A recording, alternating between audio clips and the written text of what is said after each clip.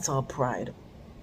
We need not to go there on no day, but sometimes it does happen, right? But God, we want to keep our mind stayed on Jesus. Okay, my loved ones, just to focus on Him. Just focus on the Word. Because when we are really in the Word as often as we ought to be, we're just going to be walking the Word. So someone say something and once upon a time you'd be so offensive, you're like, you're just killing yourself with laugh, right? You're just laughing. Let me not say killing yourself with laugh. You're just laughing. You're just laughing or you're smiling, right? Because it's like nothing to you. You see it as nothing. That's how mature you become.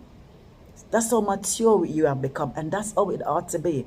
So we take no offense. Okay, my brothers and sisters, we just keep it moving. I love you, and I'm just going to keep it moving, right? And I'm not going to be talking about it tomorrow, later. I'm not going to be dwelling on it. No, it's forgotten. That's how it ought to be. And it can be that way with us every day. So let's just get Him the Word. Because we ought to be living the Word. We ought to be living the Word. We ought to be living the Word. Okay, my brothers and sisters, so that's how we ought to really get in the Word every day. So when that negativity comes, all I'm seeing is the Word. All is coming out of me is the Word. All that is coming out of me is Jesus.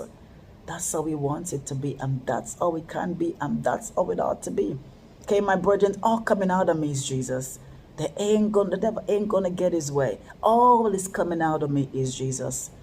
I'm going to speak the truth in Christ and lie not. All is coming out of me, Jesus. I'm going to speak the truth in love. All is coming out of me, Jesus. It's just Jesus, Jesus, Jesus. Because that's how much we are in the Word. So it's just going to come out of you.